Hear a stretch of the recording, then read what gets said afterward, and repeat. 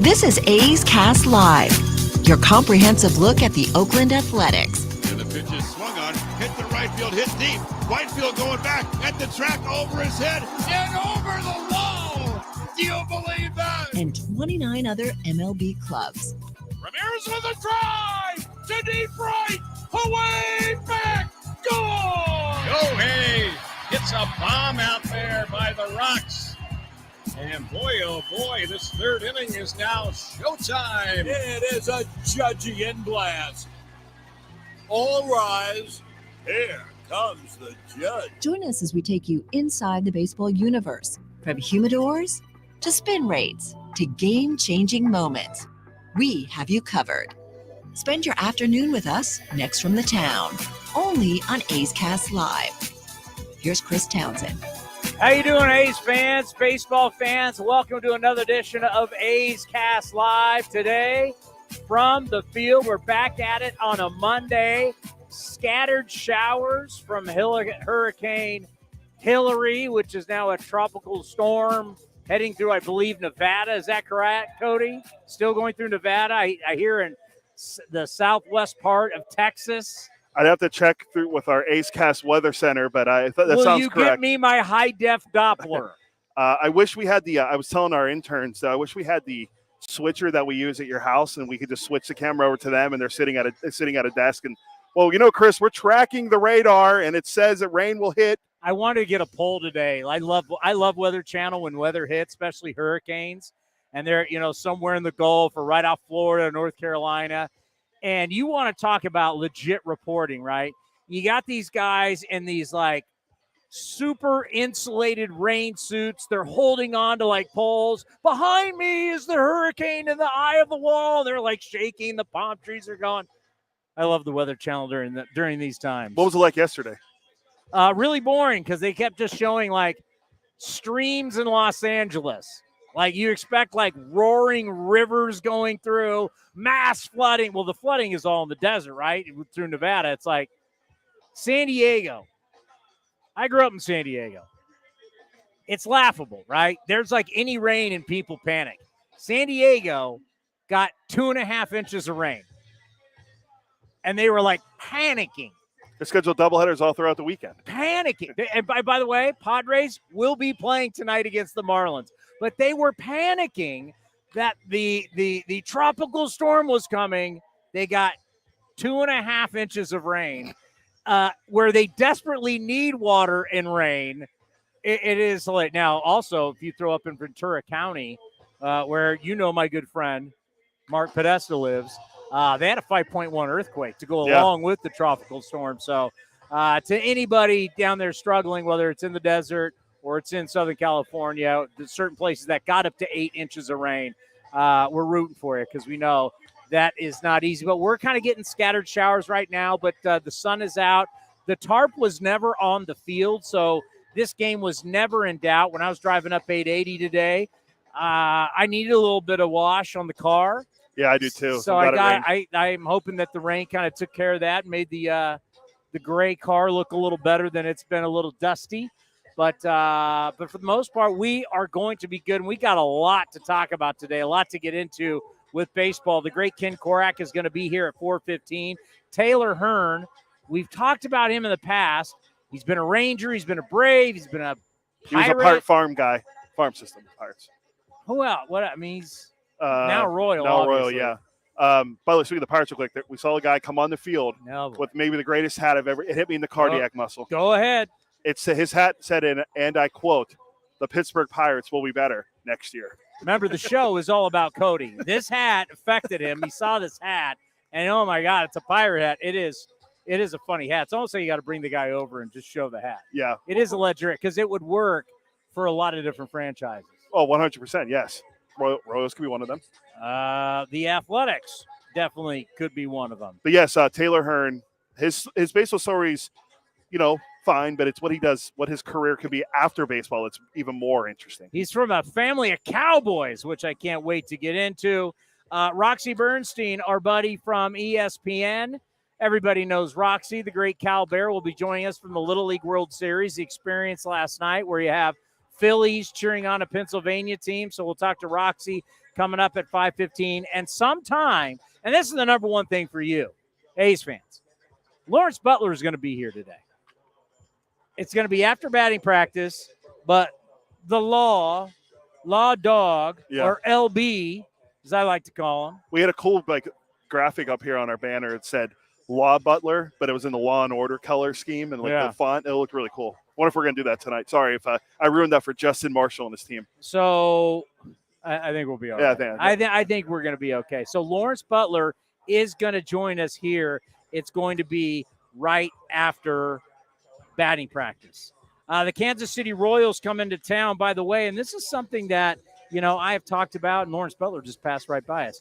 One thing that I've talked about that disturbs me a little bit with our team this year, just to be all honest, is that everybody at some point, usually in a season, and I mean usually everybody, like every single year, usually every dog has its day, teams start to do things better. Teams start to get, now some teams regress, no question, but usually everybody has a spurt. And it was a long time ago that the A's had that quick little 7-game winning streak, but they got hot, I get it, but now that you've played together for months, and as much as we've changed players out, there's still players here, right? Langoliers has been here all year long. Aletmus Diaz has been here all year long. Tony Kemp has been here all year long. When he's been healthy, Seth Brown has been here all year long. Rooker's been here all year long. I mean, when you start to look at J.P. Sears been here all year long. Waldachuk's been here. You go down the line. A lot of the guys that we have here, they've been here. Now you've had an influx of guys, but at some point, everybody starts to get better. I got stuff on the Royals. The Royals have been getting better since July 28th, for example. And they've had player movement. But since July 28th, the Royals lead the American League in batting. I saw that. That's impressive. Bobby Wood Jr. has really turned around his season. He's been pretty good. They also lead in slugging. When you think of the Royals, you don't think of slugging, high, a lot of home runs over the last couple of years. But this is a new era of Royals baseball, or maybe they are going to start prioritizing power instead of stealing bags and just taking the extra base like they did before with Gordon and Hosmer. But that's not the point. They're getting better. Yeah, they're seeing increase in production. Their record still stinks. These are the two worst records in baseball. Them at 40 and 86, but you're seeing them getting better. Like right now, I can sit here and continue to read Geloff stats. Zach Geloff has reached base in 17 straight games. Geloff has 5 home runs. He's hitting .385 with 10 multi-hit games in his first 31 Major League. I give you Geloff all day long. I can't give you team stuff. And that's the thing for me that kind of needs to change. What do I need to see? What is it, 37 or 36 games left? Or what are we, 34 and 90? 34 and 90. That's so there's I think it's 38 games left. 38 games. The team needs to get better. Players as a group need to get better. That is what I need to see. The statistics and stuff, individual stuff, great. But what he does, like this, seeing the Royals, like all of a sudden the Royals as a team are hitting better. They're slugging better. Certain teams, like I can tell you, like some big series right now, it's kind of, I don't know how many times we can call some teams make it or break it time, but there's certain teams that, you're seeing their pitching get better or their bullpen has gotten better. There's at least one aspect. There's one aspect that, hey, in the last 3 weeks, since, right now we're kings of records since the deadline and we're trading deadline and records since the All-Star break. We're getting a ton of that, and I have some of that we're going to get into because today is the day that you have to finally say it's time to say it's over. There's some teams that and we got a bunch of guests going. Do you want to get into that now? Why not? Should I get the music ready? Yeah, get the music ready. Today is finally the day, August 21st, that we have to stop playing around. And after this, I'm not going to do this again. We're going to focus on the teams that matter, the teams that are in it, because there are some interesting series. Giants right now playing Philly. That's an interesting series. Battle for the wild card spots. It's an interesting series, right? So we got to focus on that and stop focusing on the woulda, coulda, shoulda. Please, can you get it rolling here?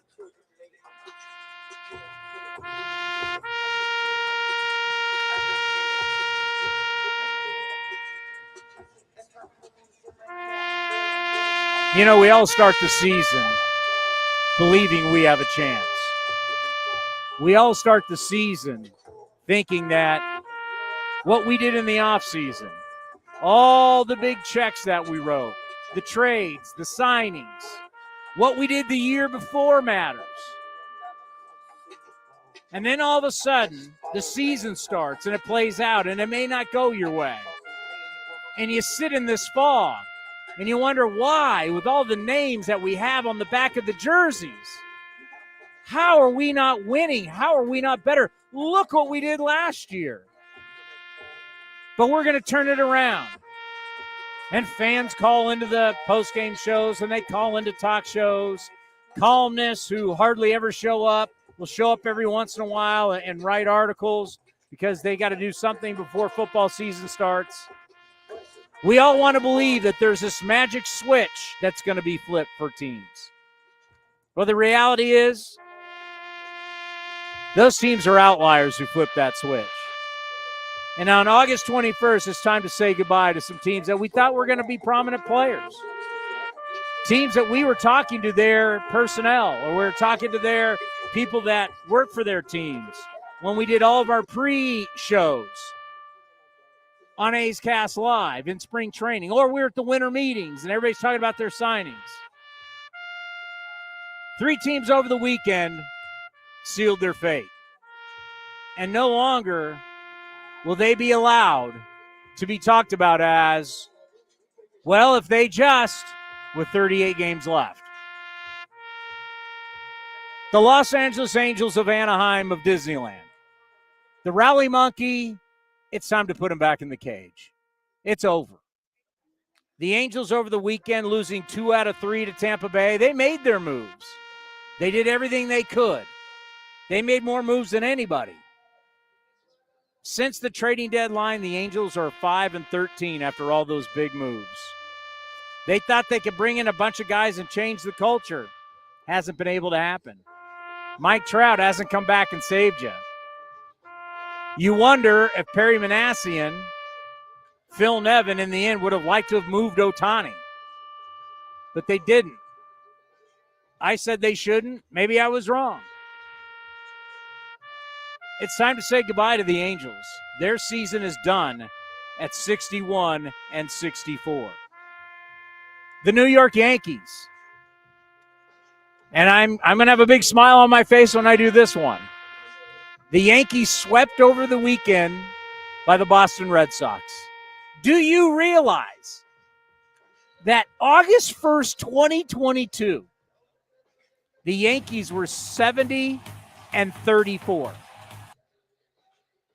Now think about that. August 1st, last year, 2022, the Yankees were 70-34. They were an absolute juggernaut. And from year to year, August to August, they have completely failed. Since June 4th this season, the Yankees are 24-39. They've been atrocious. And it's done. The New York Yankees, as we know it, at 60-64, the season is over. They're circling the drain and not far from being completely done. No more talk of the Bombers. No more talk of the money. No more talk about, well, if Aaron Boone does this or does that. They're old, they're one-dimensional, and they're hurt.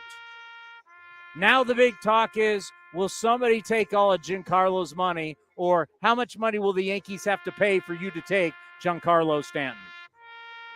They're done. The San Diego Padres. Everybody has tried to figure out what's wrong with the Padres. They haven't won one game in extra innings. They're horrible in one-run games. And the Padres are just 7-11 since the deadline. They lost 3 of 4 to Arizona. If you saw the highlights, Juan Soto in the first game of a doubleheader, bases loaded. hits it left center. They show the clip of Bob Melvin in the dugout, and it's going out. And it's caught at the wall, game over. Then they come out in game 2 of the doubleheader, and they get smoked. The Padres are 59-66. They are done. Ken Korak, it's August 21st. We're finally having to say, we already said goodbye to the Mets and the Cardinals. You just buried the Padres. Well, I buried the Angels first. Yes. Then we buried the Yankees, and now burying the Padres. No longer do we need to talk about what ifs. They're done. After their weekend, it was their last stands. They did not stand. They're done. I kind of root for the Padres because I have so much respect for Bo Mill, right?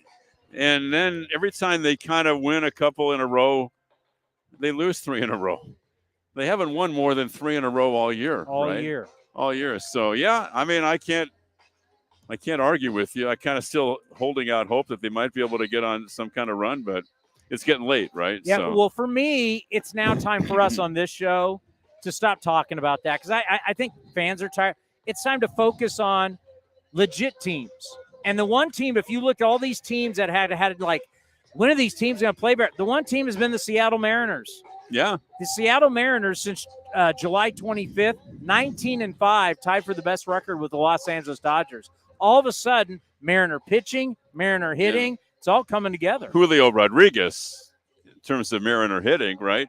He's a fine little player. 17 hits in a 4-game span. He's slumping now. He only had 1 hit yesterday in their game.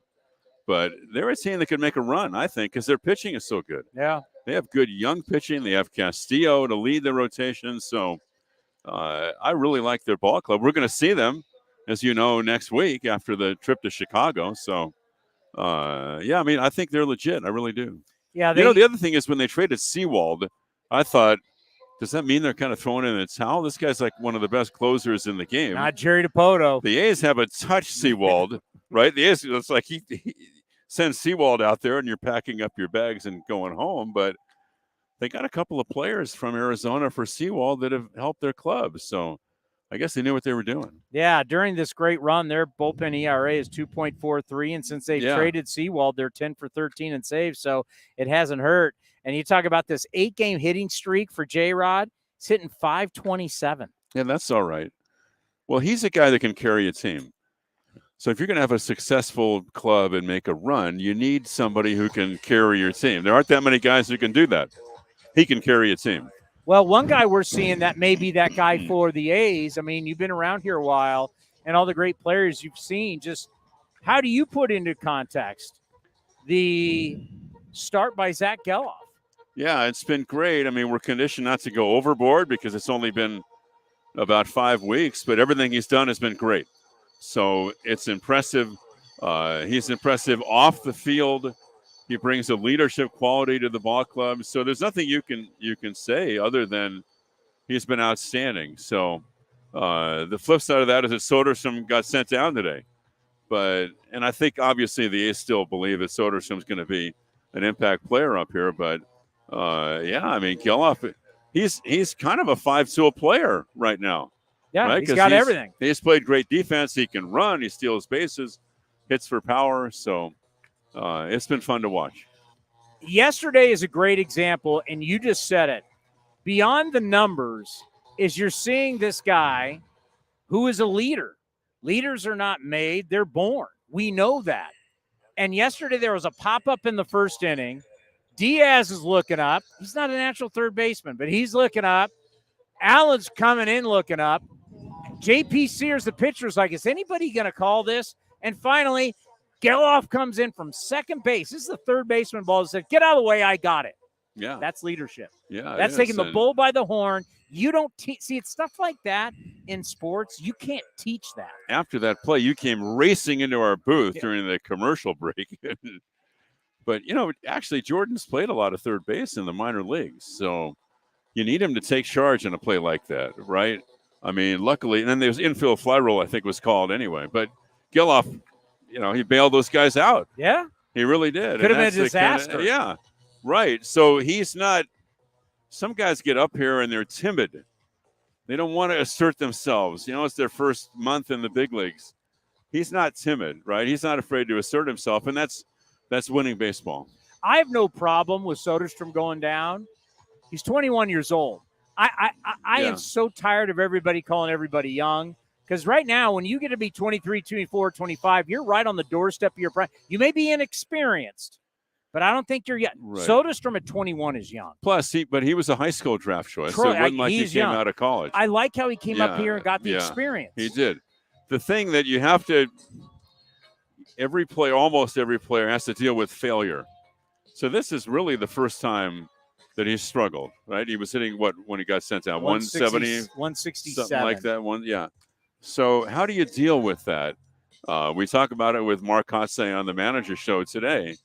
And a lot of guys, they have all this success in high school, or if they go to college and coming up in the minor leagues. This is a whole different ballgame up here, as I don't have to tell you that. So how do you deal with failure and struggling for the first time? And I think that if you get through it, it can actually make you a better player. Because like the other night, when Lawrence Butler was up in the 10th inning on Saturday against Baltimore, and this kid Webb was on the mound, he got 3 straight changeups, right? Left-hand hitter, 3 straight changeups outside corner at the knees. Strike 3. And the only way you're going to get better is to see that up here. So there are times when I think you have to fight through it up here, because you're not going to see that in the minor leagues, right? You're not going to see 3 straight changeups at the knees with the game on the line in the 10th inning in AAA. So how do you make the adjustments and the counter adjustments when they start to figure you out? And literally, it's just not baseball. I mean, when Steph Curry first came to the Golden State Warriors, not only did he have issues playing, he had issues with his ankles. The great Jerry Rice, one of the greatest football players of all time, had trouble catching the ball when he had first the started drops. out, right? So it happens in all sports. We live in this utopian world where we want everybody just to come up and just be great and then be great for the next 20 years. Right. But you learn from failure. That's right. Yeah, and the A's are learning a lot. Oh, yeah. Right? There have been a lot of tough lessons. Yesterday was really a tough game. And I said this on the air, that if you can't accept that, like if you're a young player on the A's and you go through a series like they just had, my hope would be that you would say, this is what we aspire to. Where the Orioles are now is where we want to get to. So, and use that as inspiration. I think that's the only way you can look at it. And Lawrence Butler is going to be on this show today, even though the numbers aren't great for the start. But you see, and you let him play a little bit. Oh, yeah, he's got to play. It's special. He's also a special kid. He wants to do what we're doing right now. You can ask him about that. He's watched this show. No, I know. He watches the show. He wants to be an analyst. I told him, just wait 20 years, and then you're going to be here 20 more years? Well, I would like to be on the first tee somewhere in 20 years. I'm not sure that's going to happen. You can just broadcast forever. It's in your family genes, for God's sake. I don't know, man. But no, he's a really special kid, and he has a chance to be really good. Yeah. Yeah, there is some excitement, I think, with these young players. And then you start to wait, okay, what are we going to get out of Allen? What are you going to get out of Langoliers? What are you going to get out of Diaz? Jordan Diaz has been struggling, and it's disappointing to me because I'm like his biggest fan, his biggest advocate, Jordan. Yeah. Because I think he's a 275, 25 homer guy. And even though he's had a tough week of 10 days. But Mark Kotze really believes in Jordan, and he's back in there today. So he's going to get a chance to play a lot, and he has to fight through this struggling period right now. And Tommy Evers, the hitting coach, believes that maybe he's a little too analytical right now. So there's that balance because they want him to show better strike zone command, which I think he's done generally. But you don't want to overthink it, right? So they're thinking that maybe he's a little bit too much into his mechanics right now, and just let the natural ability take over, because I think Jordan has a lot of natural ability as a hitter. It's like what Coco used to say to us all the time. Hey, every once in a while, you got to let all that stuff go, and you just got to see ball, hit ball, let it rip. Just let it go, right, yeah. Trust your instincts. Trust who you are as a hitter. Let it go. I was telling the story the other day about how I remember doing interviews with Tim Roy when the Warriors had some bad times. Many years of bad times. And he talked about there was always somebody to see. Well, today, Bobby Witt Jr., this kid, Bobby Witt Jr. is hitting .422, 8 home runs, 9 stolen bases, a 1,247 OPS in 21 games. He leads the American League in hits since June. He might be the fastest guy in baseball. 2 of the top 3 stolen base guys in baseball are out here tonight, because Acuna is number 1 now, Ruiz is number 2, and Bobby Witt's number 3. They're hitting, these guys, the Royals. Don't dismiss them. If you look at their overall numbers, they're not good. But for the last 6 weeks, they've been one of the best offensive teams in baseball. And they have a future Hall of Famer playing first base. I mean, it's going to be weird to see Salvador Perez playing first base. It's a big first baseman. And not catching. But I think, to me, he's a surefire Hall of Famer. I'm not sure other people feel that way. Oh, not sure if you do. But I think he's this guy's. What's his career WAR, Cody? Well, I think he's an 8-time All-Star, 5-time Gold Glove, or reverse 8 Gold Gloves, 5 All-Star. Yeah. And he has 242 home runs. Yeah, I'm with you, Ken. I think he's going to be in the Hall of Fame. And he's also a World Series MVP. Round up, it's 33. It's a 32.9. He's going to get Yeah, no, he's great. All right. He's a pillar in the community, too, Perez. You got Mr. Butler coming up. Mr. Butler, guy's taking your job in 20 I would love years. it. Yeah, I think so. Maybe sooner than that. All right, buddy. I think the Hall of Famer, the voice of your Oakland Athletics, the Ken Korak with us here on A's Cast Live. Thank you, sir. He'll be back on the air. Is it 6:40 is first pitch? Correct, 6:40. 6:40. Lawrence Butler is going to be joining us here. It's going to be an honor to have him.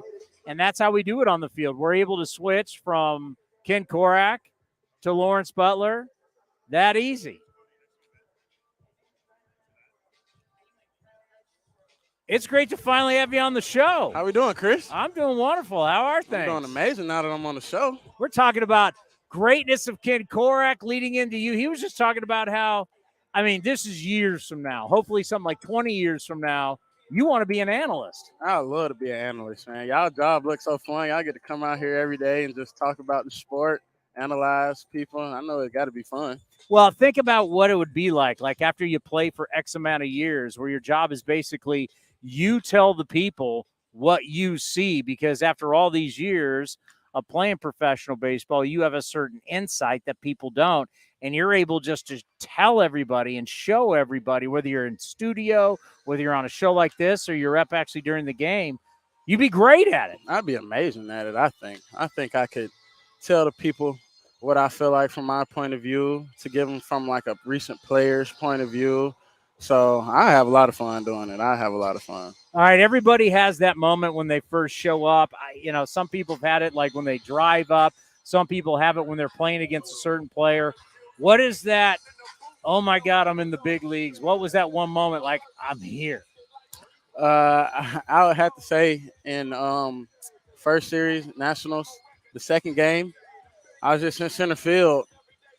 And, I'm just looking at the whole ballpark, and I'm like, wow, I'm really playing center field for the Oakland A's right now. It was a surreal moment. It was so cool because, you dream of that as a little kid by, any team you get drafted by. So that was probably my I'm in the big leagues moment. Yeah, because, all these years, you think about, can that be me? Will it be me? Of course, you got to believe it's going to be you. And then that finally happens when you get in the big league clubhouse, because you get such a taste of it. Like, your spring training was so good, you had to taste it. It had to be right there for you leaving spring. Disappointed you're just going to Double-A, but you just had to taste it then in spring training. Like, this can be me. Yeah, spring training was a huge help for me to just see how the big league players work, how they carry themselves, how they go about it day by day. And, I had some great guys in the clubhouse, Brownie, TK. They're showing me the way, just helping me. Any questions I have, they're always there to answer them. So, spring training was a huge taste. Cott's always on me, just making sure I'm doing the right thing. So that was huge. Now, at what age, because you come out of high school, and it's a different world, high school baseball than professional baseball. At what age do you think the light started to go on for you and you really started becoming the player you are now? I would say after my 2019 year, that was probably the worst year I had in pro ball. So after that year, it kind of just clicked for me all right, talent is talent, but you're still going to have to work hard to be the best and to get to where you want to be. So, after 2019, we didn't have a 2020. So I just worked the whole 2020 Like we just grinded, me and some of the guys back home. We just do lives every day. You know, we're just doing baseball things every day. So I feel like that year was the Like, year. I was shocked because we still did this show during COVID, right? Mhm. Even when we had no games. Then the 60 game starts, the alternate site. We didn't always think about what was happening at the alternate site because we were focusing on what was going up here. And then I recently found out you weren't there. And that made you angry. And I'm like, yeah, I'm Yeah. angry you weren't there. It kind of pissed me off a little Talk bit. about that putting the chip on your shoulder. Like, how dare you not bring me to San Jose? I mean, it drove me. It drove me a lot because, you know, like those guys are getting to compete against former guys in the org, and they're getting to be in front of the higher ups, so they get to see them every day. But I'm back home. Nobody's looking at me, so it just made me grind even more harder, lit a fire in me. So, you know, that next year I came back, lit it up, and, you know, it's just been up ever since. You know, we see you talking about home, and we've heard about home, and that's why you throw up the fours with the home run and everything. But tell us back at home. I mean, obviously, for like my generation, Marquise Grissom was a great player. Amazing. I mean, he was Amazing a great player. And just talk about the support system and what you have at home. You know, home is everything for me. I love Atlanta.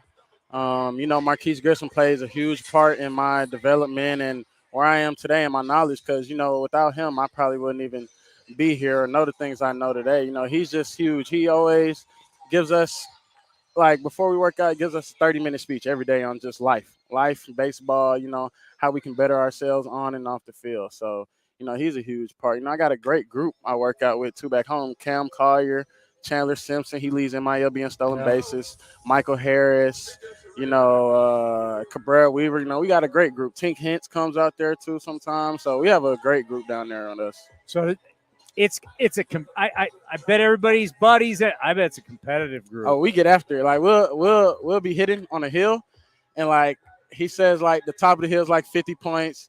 Before it's 40. I mean, we go after it every day. Me, Cam, and Mike trying to hit that 50 every time. So we get after it out there. If I could put you in an ideal situation, say, okay, this is where you're playing every day, where would it be? Like just anywhere. Anywhere. Center, right? What would be ideal for you on an everyday basis? Center field, no questions. I love center. You know, you're the guy out there. Like you can control everything.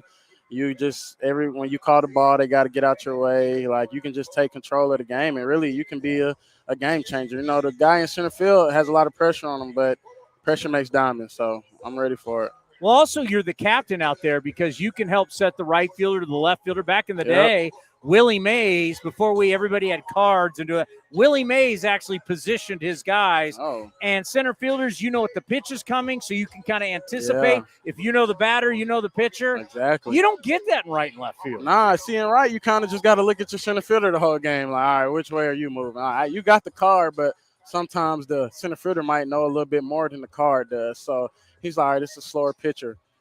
We're not going to go oppo. We might just go a little pull. So, you know, and that makes me feel good when I move a left or right fielder and they can make a play. So it's like I had my hand in that. I just helped the team get better a little bit. So that's all it is.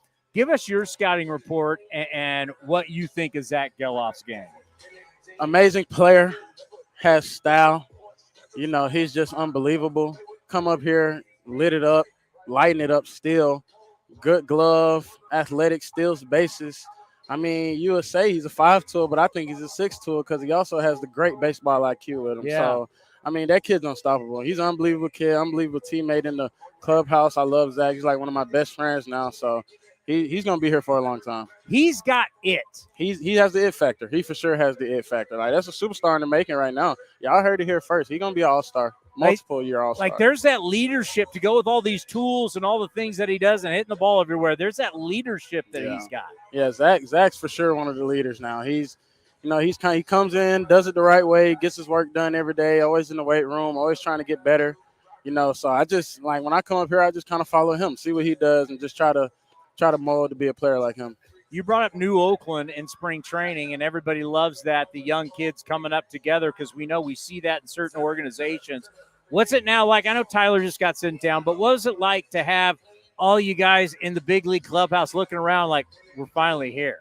It's just getting us for the future, like you said. Like you know, the young guys are gonna, like, history repeats itself. So, you know, we had Chapman, Ole, those guys. So, I feel like we're the next group of that talent to come in, turn this organization around, and win some more games and put some more banners up in center field. So that's the ultimate goal, win games and win World Series. And for me, it always means something no matter what organization you're in. It means something when you get drafted by a team, get raised by that team, and you make your debut and play for that team. How did that feel? That's like the dream come true. Like when you get drafted, you never dream of being traded or anything. You dream of making it to the league with that team. So for me to, go through them, get drafted by them out of high school, go through the minors, develop, and finally make it here is like, it's like a dream come true. Especially out of high school, you really don't care where you go. You just want to play pro ball. Yeah. So, like, for me to make it with the team that drafted me it's an amazing feeling. Let me tell you this. We're over 6 million downloads on this show. Wow. We're number one in baseball. So don't let the attendance fool you. We got a ton of people watching it, right? Okay. They've been so excited about you. They've talked about you. We've also do the post-game show after the game. We take the phone calls. There's been a lot of people waiting for you to get here, and they're absolutely thrilled you're here. Yeah, I mean, I love the fan base. They've always showed me love on social media. Like spring training, the fans will always just make me feel at home. So, we do have one of the best fan bases in baseball, regardless of what's going on outside of the sport right now. But, I mean, I love the A's fans, man. They're amazing. They always bring it every game, so I'm having a lot of fun with them up here. Hopefully, this is the first of many, many, many interviews. It's been a lot of fun to watch you play. Thank you. It's been great to meet you. You have a great game tonight, and finish up strong. We will do. Go A's. And then future A's broadcaster. Hey, you never know. Be out looking out for me. I'm ready. We got more coming up next right here on A's Cast Live. This is Chris Townsend and Commander Cody for Link Soul. You got to go to their website right now, linksoul.com. The new polos are unbelievable. New colors, lighter weight. We got our new summer shipment, Cody. I couldn't be happier. I look better. All thanks to Link Soul. So we're talking about new polos. You can check out their shorts, anything you need for summer. They have it right now. When you go to their website, they've got a smoking summer deal. Go to linksoul.com. That's linksoul.com. If you're looking for a new mattress, Nest Bedding has you covered. Sleep on the same mattress Hall of Famer Ricky Henderson sleeps on. Nest Bedding is the #1 brand of online mattresses and the Bay Area's favorite mattress store. Take home the Easy Breather pillow. The New York Times calls it their #1 pick. You can navigate their easy-to-use website, nestbedding.com. That's nestbedding.com. Green and Gold fans, use the coupon code Oakland and you get 10% off your entire order. Nest Bedding, love where you sleep. Chevron with Techron has unbeatable engine cleaning power, and it gives you unbeatable mileage for all kinds of unbeatable destinations. Like time in the sun at the beach, or time in the sun riding roller coasters, or a day in the sun hiking mountains. Well, probably just one mountain would be enough for a day, but hiking a mountain is still an unbeatable choice for how to spend time. Download the Chevron app now to get unbeatable mileage at locations near you. This is Chris Townsend, and if you're looking for a great place to eat and watch games, go see my friends at the Chicken Pie Shop at Walnut Creek. The Chicken Pie Shop is one of the hottest restaurants in Walnut Creek. You're not going to find a better menu, and come try their world-famous chicken pie that has been served in Southern California for 86 years. Spacious indoor and outdoor dining, perfect for your next private party or corporate event. Don't forget free parking. For more information, go to chickenpieshopwc.com. That's chickenpieshopwc.com. It's Kids Cheer Free all summer long. Bring your kids ages 14 and younger to the ballpark on Sunday home games for free. After the game, race around the bases with Stomper on the same field that your favorite A's players do. Get your tickets now at athletics.com/kidsfree. Watch parties aren't what they used to be ever since we got Xfinity. Now that kids can easily stream all their favorite stuff, they just have to worry about what's on the charcuterie board. Are these just cut up hot dogs and spray cheese?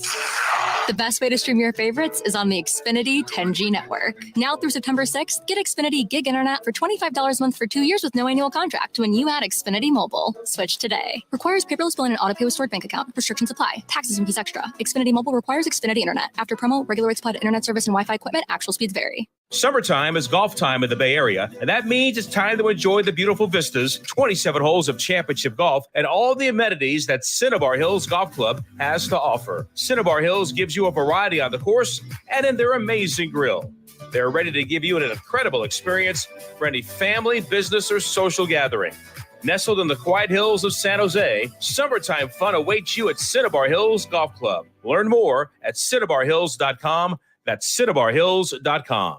Hey, Billy, this deck is great for getting everyone together. Thanks. We're really enjoying the outdoor space, especially on a day like today. What's the material? Humboldt Redwood from Ashby Lumber. They gave us a great deal, provided us with a quick quote, and we couldn't be happier. We even found a great contractor through their online contractor directory. Don't miss a day outdoors. Visit Ashby Lumber in Berkeley or Concord to see our stock of naturally strong, naturally beautiful Humboldt Redwood. Find out more at ashbylumber.com for all your building needs. Ashby Lumber. Innovation is at the core of Cal State East Bay, like at our Green Biome Institute, where faculty and students preserve genetic information from California's endangered plants, or how we open doors for local entrepreneurs at our Small Business Development Center. From educators to nurses to STEM professionals, Cal State East Bay has real impact throughout the region's neighborhoods, boardrooms, and the entire economy. Be part of the innovation. Connect with Cal State East Bay at csueastbay.edu/impact. When Northern California businesses need some pop in their lineup, they call the bank rooted in the East Bay, Mechanics Bank. Since 1905, Mechanics Bank has been helping Bay Area and Northern California businesses find success and perform at the top of their game. See how they can make a difference in your business today. Call or stop by your local branch or visit mechanicsbank.com. Mechanics Bank, the official East Bay bank of the Oakland A's. Member FDIC and equal housing lender. Unlock offers and receive exclusive in-game features by downloading the MLB Ballpark app for iPhone and Android today. Plus, get the latest information on game times, schedules, and more. A's Cast Live continues from Rickey Henderson Field. Here's Chris Townsend. I want you to get, I think it's a perfect time. Get Theo Epstein ready. I think this is a perfect time. What you just heard was fabulous. I hope you really enjoyed that. And I tell you right now, I'm going to run that in the post-game show. I'm going to do it in the pre-game show.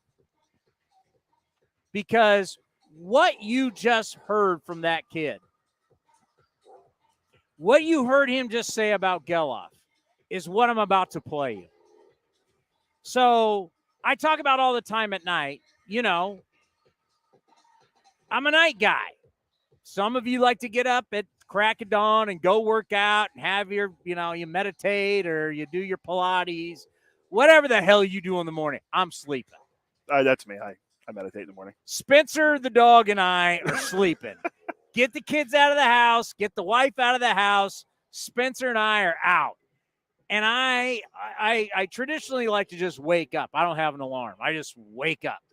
Could be 9, 9:30, 10, who knows. I'm a nighttime guy. I stay up late. Do you realize they say some of the greatest minds and leaders in the history of our planet were all night owls?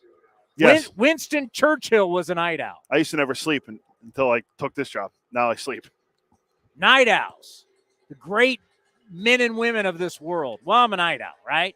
So I take a walk at night. I walk the dog. I like to have a cigar at night. It's a guilty pleasure that I have. So I was just thumbing around last night out in the park having a cigar, and this came up again. And I forgot about how good this was and how real this was. And it kind of ties in Lawrence Butler, kind of ties in what David Force said to us in the treehouse on Friday. Because I said to David about, start talking about, oh, my God, it's exit velocity this and exit velocity that and barrels and blah, blah, blah, blah, blah. And in David's words said, I don't give about that crap once you're here. I'm about just production. Do you help us win games or not? And I was like, hallelujah. Thank God he said that because I totally agree. Well, one of the guys who was, right after Moneyball, but really did Moneyball with money and was really good at it, and someday will probably be in the Hall of Fame as an executive, is Theo Epstein. Let me take you back, because I forgot about this, but this is so good, and it makes me think of Lawrence Butler and Zach Geloff. And I'm going to tell you why it makes me think of it. But first, this is at Yale. This is at graduation. Theo Epstein, it's not very long, but he's talking about what he's learned and kind of how he's matured professionally. Early in my career, I used to think of players as assets, statistics on a spreadsheet I could use to project future performance and measure precisely how much they were going to impact our team on the field. I used to think of teams as portfolios, diversified collections of player assets, paid to produce up to their projections to ensure the organization's success. My head had been down. That narrow approach worked for a while, but it certainly had its limits. I grew, and my team building philosophy grew as well. The truth, as our team proved in Cleveland, is that a player's character matters. The heartbeat matters. Fears and aspirations matter. The player's impact on others matters. The tone he sets matters. The willingness to connect matters. Breaking down cliques and overcoming stereotypes in the clubhouse matters. Who you are, how you live among others, that all matters. The youngest team in World Series history, 6 starters under the age of 25. They helped me get my head up. That is why, at the important moments in their lives, I'm going to keep telling my sons about the 2016 Cubs and that rain delay. And I'll remind them when they are graduating college or starting a new job, heading off to grad school or beginning a new life somewhere foreign, that they have a choice. Very powerful. It's a man understanding that he was successful one way, but it wasn't sustainable. Like what we have seen, not sustainable. And the reality is the numbers do matter. Analytics do matter. Data does matter. There's not a company in the world that doesn't use some type of data to help them be successful. So if anybody ever tells you, the data got, no, everybody uses data. And everybody has always used some form of data. Every business that's ever been in existence had some type form of data that they use to be successful. But what he did, was he started to realize that there is more to just data. That takes me to Lawrence Butler. That takes me to Zach Geloff. Guys that can come into the clubhouse. It's what you are as a person. It's how you prepare. It's how you are as a teammate. It's how you are as a communicator. That's why when we talk about we don't know how to build chemistry, we just don't know. There's no number to put on it. But everything that he just said there is so right. How do we break down cliques? How do we bond? How do we bond with people we don't like, but we still got to play with them and be successful with them? There's so many things other than just like when Eno Saris comes on and says that he went to the convention, the analytics convention, and we joked and called it the winter meetings for nerds. It's like that stuff's important, but it's not the end-all be-all. And all of a sudden in our game, we tried to make it the end-all be-all. Moneyball. Can we replace Jason Giambi? No. No. Can we afford somebody to replace Jason Giambi? No. But what we can is we can do it in the aggregate, right? What was Jason Giambi's on base? Well, we get 3 guys. Okay. In theory, that works. But how are all those human beings going to be once they get in your clubhouse, and is that going to play? We now have not 26. We now have 20. We now not have 25. We have 26 guys. How are they going to play together? How are they going to bond together? You know, because one of the teams we buried today is the San Diego Padres. Do you know that the San Diego Padres, to this point, are still 10th in run differential? There's no way they should be as bad as they are, but they are. Yeah. They're 61 and 64. Why? Something's not working. Something's not working. The human beings together, it doesn't work. It just doesn't work. And that's why I wanted to play that. When you hear that Zach Geloff from Lawrence Butler says, listen, this guy, I get all the stuff that he's doing. I understand that. I mean, but he's just got it. Zach Geloff's got it. What that is, it's who he is. It's his makeup. It's how he was raised. It's how he plays. It's how he treats people. It's how he builds relationships. It's how he understands his fellow players, whether he likes them personally or not. I mean, I'm sure Zach Geloff hasn't loved everybody he's played with, but he tries to make everybody better. Lawrence Butler, that's a kid with a great personality, super athletic. He's got size. He's got speed. He's got things you cannot teach. And everybody loves him. What we're doing is we're bringing in players, but we're bringing in players that you can build around. I know Tyler Soderstrom got sent down today, but Tyler Soderstrom will be back, and he will hit. This kid is a prodigy. It takes time. He is the one guy I will allow people to call a kid. I've finally been calling people out on this because I can't take it. I don't want to hear that 25-year-olds like Ruiz is young. He's not young. Maybe inexperienced, but he's not young. Luis Medina, who's now on the IL, he's 24 years old. He's had 400 innings in the minor leagues. He is not young. Maybe inexperienced, but he's not young. Point is, finding the right guys for the next wave of when this Oakland team is going to be key is so important, not only what they do from the spreadsheet standpoint, what they do on Baseball Reference, what they do with the advanced metrics, what they do, because let's face it, has anybody had a great batting average, a lot of home runs and RBIs and not had good analytics? No. So whether you want old, you want new, if you're Willie Mays, you're going to have both, right? Bottom line, you'll be both. Like you always bring up, if you look at the leaderboard and everything, who always is the leader and It's everything? Babe Ruth, right? No matter how everybody wants to shake it down. Who's the career leader in WAR? Babe Ruth. I mean, you just go, who's a career leader in weighted runs created plus? Babe Ruth. He's the leader in everything. I think he's the highest OPS ever. I mean, come on. If not, it's Barry Bonds, but they're like 1-2 and everything. Everybody wants to. It's not going to be Jim Tomei, okay? It's not going to be any. Jack Cust, your analytic darling, is not taking down Babe Ruth. Derek Barton's analytics are not taking down Babe Ruth, okay? Not happening. Which is batting average balls put in play is Babbitt. Babe Ruth is king. He's king. How it works. I never looked at his Babbitt. I wonder what it is. It doesn't matter. Someone look up Babe Ruth's Babbitt. Hey, give me please. the career Babbitt leaders. Who's number one? Who's number one career Babbitt? If that comes out Babe Ruth, I'm walking off the show.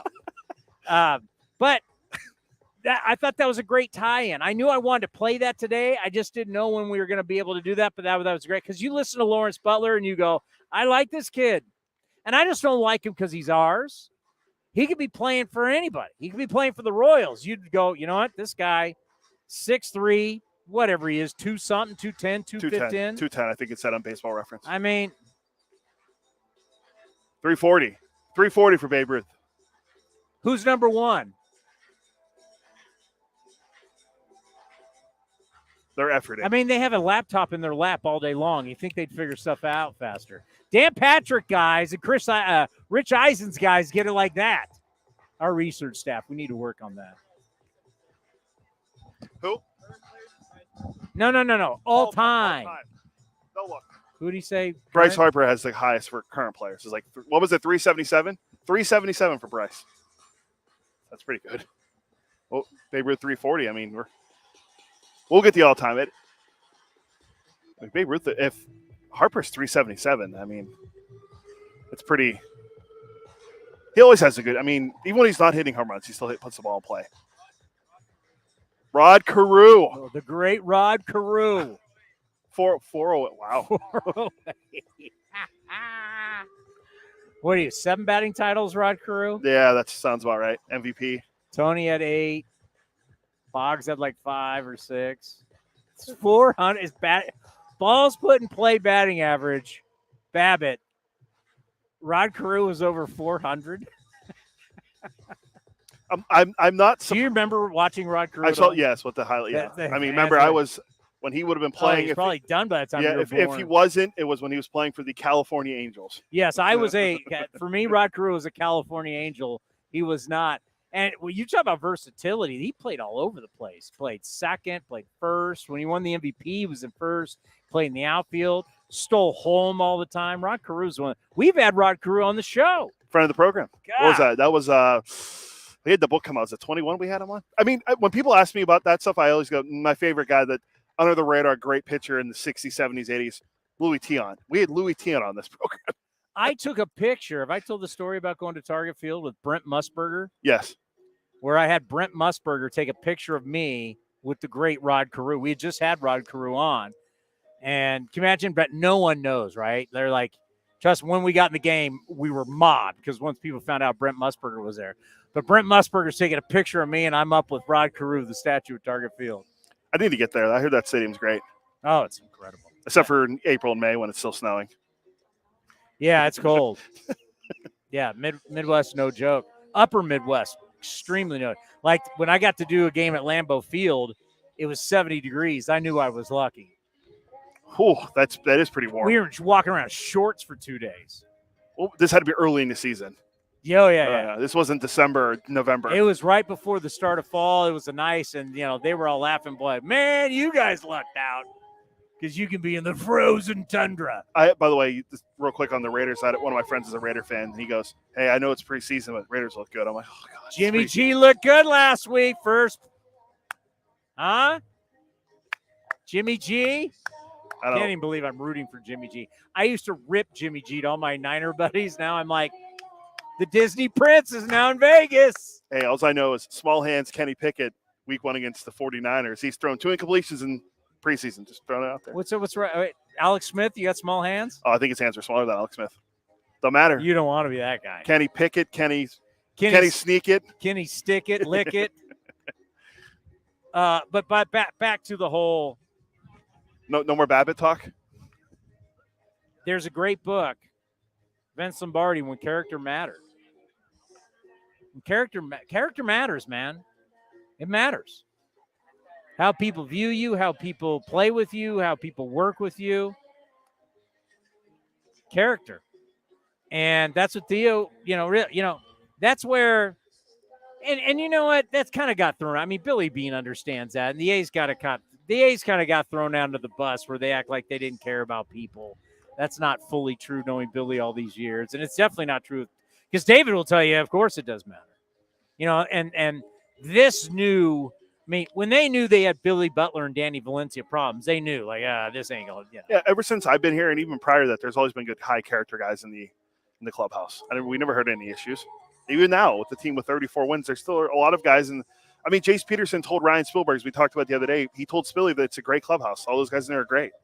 So, I mean, even with 34 wins, but. Hey, let me tell you something. Great clubhouses still need to win. We still we still are in the business of winning and losing. That's everybody true. Can like each other and have barbecues and sing Kumbaya. But if you lose, that doesn't matter. Did you see in the MLB notes today when they were talking about was it in the MLB notes? I saw it somewhere about how the Red Sox, after they swept the Yankees, it was the most lively the clubhouse has been all season in Boston after they swept the Yankees this weekend. Yankees are 1-9 against the Red Sox this year. That's not good. 1-9. Coming up next. Run differential. It's a pretty simple deal, right? You go to MLB.com, you look at the standings, you see where your team is, wins, losses, how many games out of the wild card. You see how many you give up, how many you score, run differential. I mean, it's all right there on the line. It's a pretty simple stat. Billy Beane, speaking of our own Billy Beane, always told me it's a big deal. And I was like, really? Is it a big deal? Well, we're going to check now. The top 10 run differentials. How's it working in 2023 right here on A's Cast Live?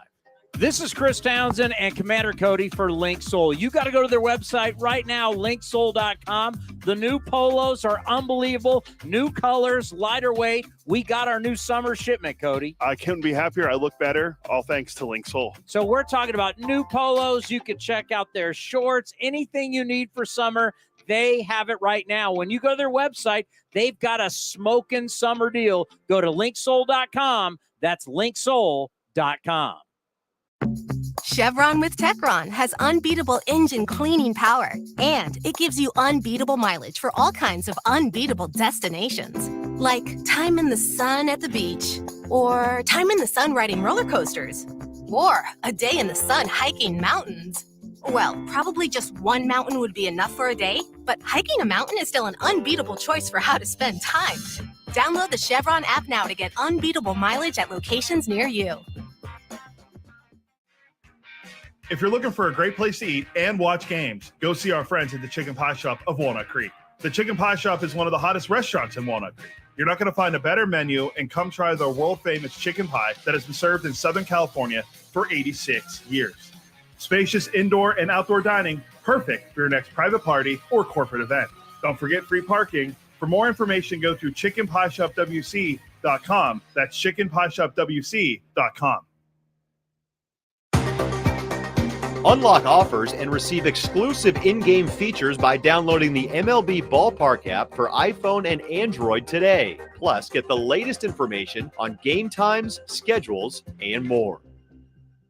Summertime is golf time in the Bay Area, and that means it's time to enjoy the beautiful vistas, 27 holes of championship golf, and all the amenities that Cinnabar Hills Golf Club has to offer. Cinnabar Hills gives you a variety on the course and in their amazing grill. They're ready to give you an incredible experience for any family, business, or social gathering. Nestled in the quiet hills of San Jose, summertime fun awaits you at Cinnabar Hills Golf Club. Learn more at cinnabarhills.com. That's cinnabarhills.com. Watch parties aren't what they used to be ever since we got Xfinity. Now that kids can easily stream all their favorite stuff, they just have to worry about what's on the charcuterie board. Are these just cut up hot dogs and spray cheese? The best way to stream your favorites is on the Xfinity 10G network. Now through September 6th, get 1.2 gig internet for $25 a month for 2 years when you get Xfinity Mobile with no annual contract. Plus, add Now TV for just $20 a month. Switch today. Requires paperless bill and auto pay with stored bank account. Restrictions apply. Taxes and fees extra. Now TV and Xfinity Mobile require Xfinity internet. After promo, regular rates apply. Actual speeds vary. Like sports, business is about winning. Championship decisions are business decisions based on what it takes to help your company win. And that's why there's UBO Business Services, specializing in helping you win every day by streamlining workflows, managing documents, and providing the best-in-class office technology. Make your championship decision with UBO Business Services. Visit them at ubeo.com. That's ubeo.com. Innovation is at the core of Cal State East Bay, like at our Green Biome Institute, where faculty and students preserve genetic information from California's endangered plants, or how we open doors for local entrepreneurs at our Small Business Development Center. From educators to nurses to STEM professionals, Cal State East Bay has real impact throughout the region's neighborhoods, boardrooms, and the entire economy. Be part of the innovation. Connect with Cal State East Bay at csueastbay.edu/impact. And the underdogs, Oakland Athletics, win their first championship since they were in Philadelphia in 1930. Hi, I'm Raleigh Fingers, Hall of Famer, three-time World Series champion with the Oakland A's and World Series MVP. Winning takes teamwork, skill, and heart. So when you need an ace for a personal injury lawyer that will win you the game, go with the winning team. Call Venardi Zerata at 833-VZ-for-me or go to vzlawfirm.com. Venardi Serrata, the official injury law firm of the Oakland A's. It's Kids Cheer Free all summer long. Bring your kids ages 14 and younger to the ballpark on Sunday home games for free. After the game, race around the bases with Stomper on the same field that your favorite A's players do. Get your tickets now at athletics.com/kidsfree. Become an A's insider today. Visit athletics.com/newsletter and sign up to receive the latest team highlights, up-to-date news, features, and more, all delivered free to your inbox. That's athletics.com/newsletter. If you're looking for a new mattress, Nest Bedding has you covered. Sleep on the same mattress Hall of Famer Ricky Henderson sleeps on. Nest Bedding is the #1 brand of online mattresses and the Bay Area's favorite mattress store. Take home the Easy Breather pillow. The New York Times calls it their #1 pick. You can navigate their easy-to-use website, nestbedding.com. That's nestbedding.com. Green and Gold fans, use the coupon code Oakland and you get 10% off your entire order. Nest Bedding, love where you sleep. A's Cast Live continues from the town. Here's Chris Townsend. Sometimes in this world, you just have to call things out. And we're watching behind us. Well, actually, they can't. Oh, they're not doing it anymore. They were taking infield, the Kansas City Royals, which I absolutely love. And I've always talked about the thing that is special about the Rays is how hard they work. And they take infield before every single game. And it's one of the reasons why they are fundamentally so good and so tough to beat. Because they don't beat themselves. They don't give away outs. They don't give away 90 feet. They're fundamentally sound. And what did you say, Cody? The reason why? Kotaro's a former Rays guy. And then you really said something that was just bad that I think either you're going to double down on it or you're going to say, you know what, maybe I misspoke. I think Kevin Cash will receive us for Manager of the Year. No, that's not what you said. I said he could win Manager of the Year. I think you said probably. I mean, McClanahan, Eflin was hurt for a little bit, but Rasmussen, Glasnow, Springs, Wander Franco situation. And I said, are you high? Are you high? No, I don't do drugs. There is no way Kevin Cash is winning the Manager of the Year in the American League. No way. First of all, Bruce Bochy is going to win that easily. Easily. I mean, your bias for the Rays is so unbelievable. And then I start thinking about Scott Service, the way Seattle's playing. How about Dusty Baker? But see, he won't because Brandon Hyde from Santa Rosa, friend of the program. You don't think the guy who's leading the Baltimore Orioles over Kevin Cash, over the Yankees, over the Red Sox, making this Orioles team all of a sudden a juggernaut is not going to get more votes than Cash? I don't know. Baseball writers? You don't know. You honestly don't know. He might. They won 83 games last year, though, so it's not like they came from winning 55. So wait a minute. You're saying Cash, who was in the playoffs last year. Dusty Baker won the World Series, and you said him. I get. Well, but I just said he won't. I know, but I'm saying a team that won 83 games. You're comparing that to what Tampa did last year? Well, no, I'm not talking about last year. I'm talking about this year. No, they won 83 games last year. Brandon Hyde has them atop the division. Yes. I just think Cash will get votes, and he could win Manager of the Year. That's all I said. In my opinion, could be wrong. That's fine. I'm fine with it. I think you said he was going to win it, and then I started bringing these names up. Well, then I forgot Bochy. And then,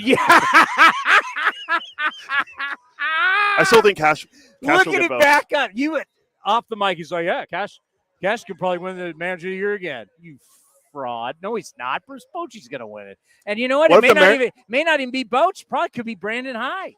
What if the Mariners and Astros pass the Rangers and they finish with a wild card spot?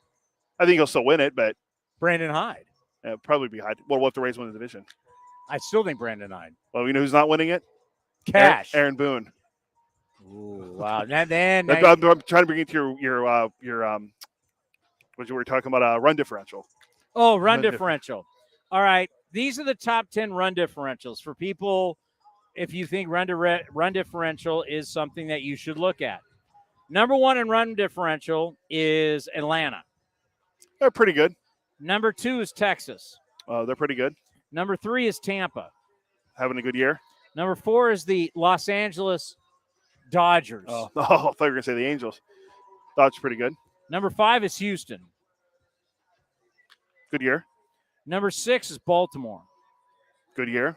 We saw them. Number 7 is Seattle. They're extremely hot. Julio Rodriguez slumping a little bit, but they're doing well. Number 8 is Chicago. Cubs. Which side? North side. North side. They're fighting for a wild card. Number 9, Toronto. Again, who number 10 is? Padres. Number 10 is the Padres. What's their? I haven't looked. They're 59 and 66. Well, hold on. You know what we do on this program? We're big fans of expected win-loss record. Well, their record is 59 and 66. Well, according to MLB standings, the Padres' expected win-loss record would be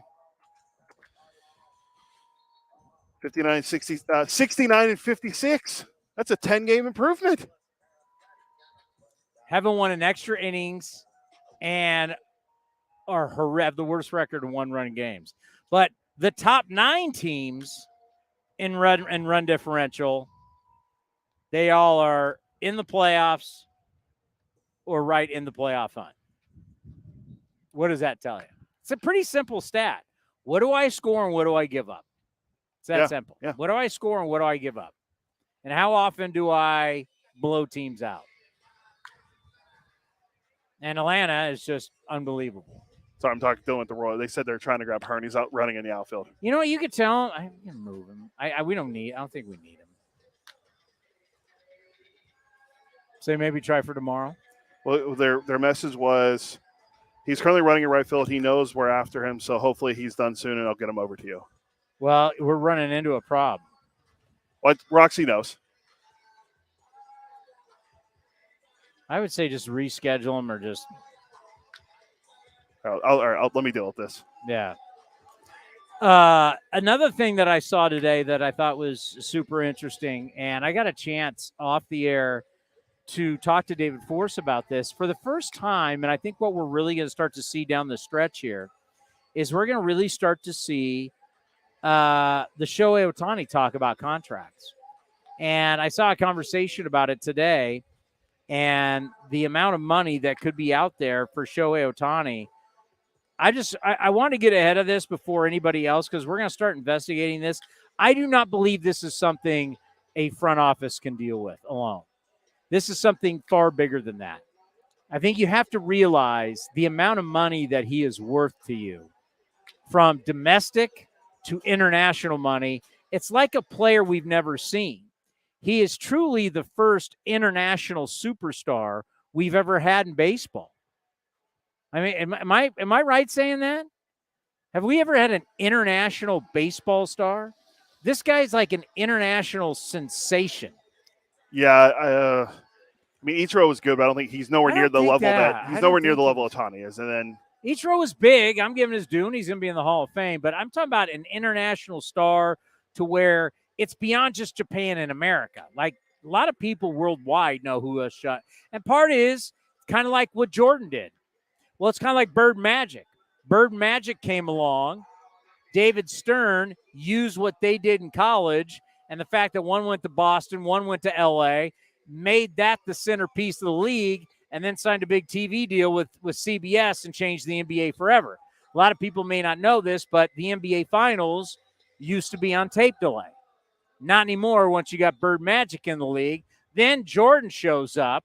And then as Jordan starts to take over the league from Bird Magic, now we've got 20, ESPN is blown up. Now SportsCenter is a completely different animal than it used to be. And then before you know it, the internet starts to come around. So everything, guys just always show up at the right time.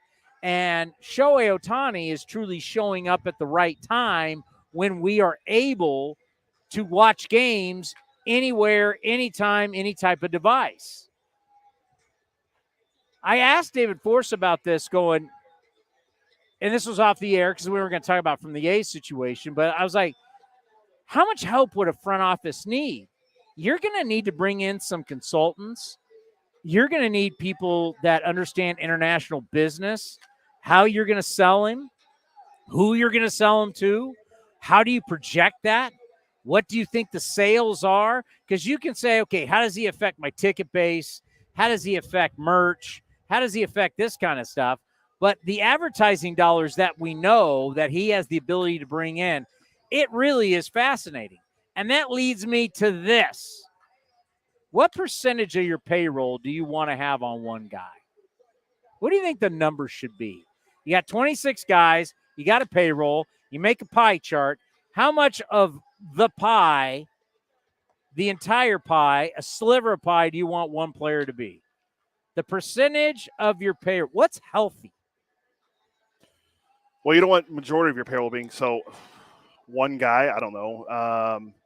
But majority of I can't even say the Yankees with Judge because they have Giancarlo and Cole. Judge actually takes up quite a bit. I would say maybe under 20%.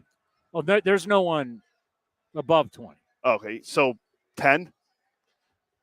Trout right now is your leader in the clubhouse at percentage of team payroll. He makes up 16.7% of the team's payroll. Now you might think, whoa, wait a minute, my God. Well, Corey Seager, look how the Rangers are playing this year. Corey Seager is just below him at 16.6%. Followed by Judge at 14.4. I guess this will start to get more of a realistic level. Mookie Betts is 13.7 of the Dodgers payroll. Manny Machado is 12.8. Bryce Harper seems the one that is really manageable at 10.5%. Our good friend Roxy is here, just to give you a heads up. Is he early? No, he's supposed to be 5:15. I moved Hearn, so. When are you going to do Hearn? He said I told him maybe tomorrow we could try it. Okay. Well, are we going to Williamsport, Pennsylvania? Where is? I think Roxy's home already. Roxy's home already? I'm hometown. I flew back today. I just realized I can't see you when I'm here like I am at home. I can see you. Mm-hmm. I just see myself. So I was wondering, Roxy's here. Where is he? So I'll just have to act like I see you, Roxy. Hi, Chris. I'm waving at you right now. How you doing, Roxy? I'm great. I had a fun weekend going back to Williamsport. When did you get back? Probably about an hour and a half ago. So, it's not necessarily easy getting in and out of Williamsport, Pennsylvania, as Cody could probably attest to. But it was fun. It was first time I've ever been there, and I thoroughly enjoyed my experience. So all the different things and all the different sports you have worked, Little League World Series, I mean, it's kind of like the essence of where it all starts for young baseball players.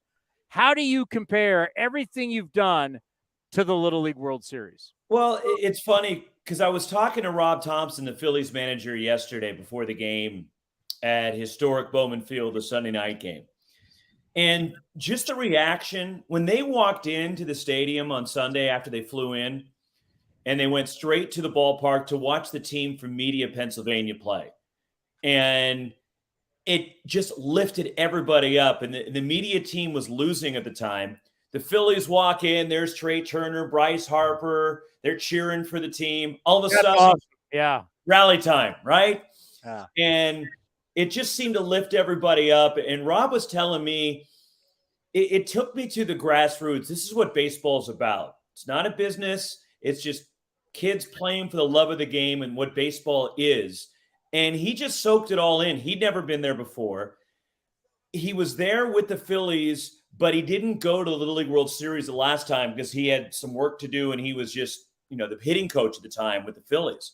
But he thoroughly enjoyed it. I talked to Trey Turner before the ball game yesterday, the impact that it had on him. These guys ate it up, and they were just in awe, as much in awe of the kids as the kids were of them in the major leaguers yesterday.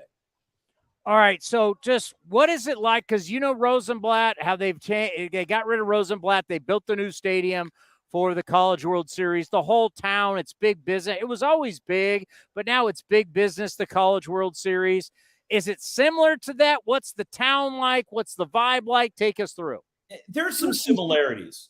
Williamsport, Chris, is a much smaller town than Omaha.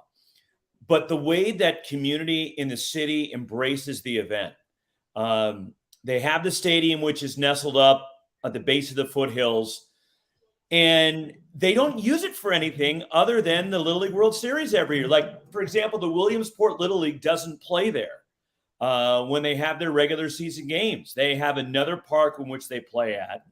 Now, there's a museum there in town, but the way this community takes so much pride in hosting this event, making it a great experience, not just for the locals, but for the people coming in from wherever in the world, whether it's Chinese Taipei, whether it's a team from Canada, from Africa, they embrace everybody. They set it up like it's almost like an Olympic Village in terms of only the baseball players stay in these dorms that are specifically for this. Now, there's some chaperones there too. Yeah. But they make a whole spectacle of this thing, and they really take pride in the event there in Williamsport. And I got to tell you, Chris, sneaky good food town, Williamsport, Pennsylvania. Believe it or not. I'm shocked by that. I was too, but I'm telling you, on my honor, I'm telling you, I had a great Italian meal one night and I was there. It was just a fabulous experience. Sneaky good food town, Williamsport, Pennsylvania. I'm serious. I think about all these kids, and it's just, majority of them won't go on to play, maybe even high school, after high school, whether it's pro ball, college. Just this experience for the families, because these are communities. These are all-star teams from communities. These people all know each other. The families grow together. I just from that aspect of it, when you see a team show up and they're from different parts of the country and then different parts of the world, just how cool is that? And it shows you also how small the world is, especially in baseball. And Kevin Stocker, who does the radio with the Phillies, the former shortstop, was my partner on Pac-12 Network for some baseball games, the former University of Washington star. But Kevin and I were talking, all of a sudden, the Seattle team is parading onto the field, and the coach and Kevin hadn't seen each other in like 30 years. And the coach of the Seattle team actually was 2 years behind Kevin at Washington. And then they caught up. I mean, it just goes to show you that the circles are really small. And you never know who you're going to come across and see these from somebody from your past, like Kevin Stocker had yesterday with the coach of the Seattle Little League team. That is awesome. By the way, I hate to do this, but I have to because you've just jarred my memory of something I want. Permission to take a cheap shot. Can I take a cheap shot? You were going to take it anyways, even if I said no. So go ahead. That is fact. You know what you and I have in common? I'm afraid to ask, Chris. We'll never see either of our universities in the Rose Bowl. I'm still trying to come to grips with that, Chris. It's too soon. It's still too soon. All right. It's still too soon. Heck, yeah, it's going to be great when you're in the Mountain West against San Jose State and San Diego State and Fresno State and Boise State. Come on down. Come to the Mountain West, my friend. Come on in. I can't wait for the Albuquerque trips, Chris. It'll be great. Open arms. Come on into that old conference you used to kick. I cannot wait. Don't bother me. I'm climbing the mountain. Yeah. Don't bother me. I'm almost getting drilled in the head. Cal, by the way, projected that 5 wins according to ESPN. No, Roxy. I mean, Roxy, I'm taking the over, Cody. I'm taking the over, Commander. I grew up watching Pac-10. For us, it was Pac-10. I know it was Pac-6, It's Pac-8. so sad. But, yeah, it's sad. I mean, I grew up – I've been to 4 Rose Bowls. I grew up a fan of watching USC football, watching UCLA when I was a kid, growing up in Southern California. So it's absolutely horrific. But back to baseball. You want to talk about horrific. I buried 3 teams. I buried a couple teams today. Was the Yankees one of them? Yes. I'm tired of talking about the Padres. I'm tired of talking about the Angels. I'm tired of talking. They're done. They're done. I don't want – from here on out, we're only focusing on teams that matter. The Yankees – I had them on Saturday, Chris. They were so awful against the Red Sox on Saturday. Since June 4th. Now, remember, August 1st last year, all right, year to year. August 1st last year, their record was 70-34. They were a juggernaut as of last year, August 1st. Now, look at this year from June 4th to today, they're 24-39. The lineup looks terrible. The lineup looks old. They're hurt. You were there. They're 1-9 against Boston this year. Roxy, this is it. After today, we don't talk Yankees. They're done. It's not worth our time. And Saturday, you think, all right, this is the day the streak ends. They had Garrett Cole pitching, and they had a closed-door meeting after they lost the game Friday night. And Aaron Boone, talking to him Saturday morning, Chris, about the meeting that he had with the team, he just wanted to reinforce to the guys, this is why you're playing the game. It's not about the money. It's about the love of the game, and you love this sport from a young age. It's no different now than it was back then, and just tried to reinforce their love for the game. And then they went out and they laid an absolute stinker, and they took some horrible at-bats. Look, Carter Crawford's a good major league pitcher, but if you saw some of the at-bats and the swings the Yankees took, you would have thought they were facing Spencer Strider or Blake Snell or even Sandy Koufax back in the day. I mean, they took some putrid at-bats against the Red Sox and some bonehead plays, and Urias and Connor Wong homered against Crawford or against Cole. It was just a microcosm of the way the Yankees are going right now. And they have some serious issues to address in the offseason. You mentioned they're getting old and they're hurt. If you look at the numbers from Giancarlo Stanton from the last All-Star game up until now, he's hitting well below 200. And they're stuck with that contract for a number of years. But he's not alone, Chris. DJ LeMahieu looks like he's done. Aaron Judge is the only one, and a little bit of Torres that have life. And I think Volpe is going to be a good player. But they are searching right now, and they have some serious issues to address in the offseason. And I don't envy the position that Brian Cashman is in, and if he stays as the GM of the Yankees. And I feel bad for Aaron Boone. That's Chris, your guy. That's your guy. Booney didn't assemble this roster. He didn't. This is the roster that was provided for him. And it's just not a very good roster. It's plain and simple. Even though their bullpen's been good, but their starting pitching's been awful. They have bad contracts. Rodon has been an abomination. Nestor Cortez has been in and out of off the injured list this year. This is a team that's really in trouble right now. All right, let's talk about teams that matter. Two teams I want to bring up because you were just with the Phillies and you're just with the Red Sox. Mm-hmm. Let's start with the Red Sox. Huge sweep for them at Yankee Stadium. Are you believing in Boston down the stretch here to get into the playoffs? I'm going to say no, Chris, because if you look at their schedule, it's really hard. They still have 2 series with Houston, in addition to playing 7 with Baltimore, 5 with Tampa Bay. They still have a series with the Dodgers. It's a very tough landscape for them to try to navigate through. So, look, I think they're a good team. I think they fall short. I don't think they get in because I think they're overachieving right now, Chris, and I just think the schedule is too tough for Boston to get there. Will the Phillies track down the Atlanta Braves? No. I'm gonna go out on a limb, Chris. I'm gonna really strive for this one. No, they're not. But they're the top wild card. They're in a good spot. Yeah, and again, as I mentioned my conversation with Rob Thompson yesterday, he said we're in the same position we were in a year ago. We got off to a horrible start. Since early June, they have the second best record in baseball behind the Braves. Now, there was not a managerial change like there was with the Phillies a year ago, but Trey Turner's starting to play a lot better. He's feeling more comfortable. They're getting healthier. The addition of Lorenzen, I think, helps out their pitching staff. So they're not going to catch Atlanta, but you're right. They're in a good spot. They're more than likely going to host a wild card series. And they went to the World Series last year, and there's no reason that the Phillies can't get hot again when you've got Wheeler and Nola at the top of your rotation. Suarez is coming back. Now Lorenzen. I think the Phillies are going to be a contender. If somebody's going to knock off the Braves, it could be the Phils or obviously the Dodgers.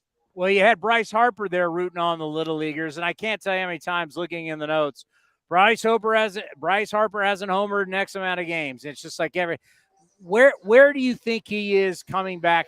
Where do you think he is health-wise? First baseman, Bryce Harper, by the way.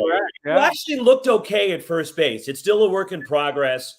He's trying to figure it out at the major league level, which is not easy. And he still has some issues throwing. The other day, he overshot third base by a mile on a throw across the diamond.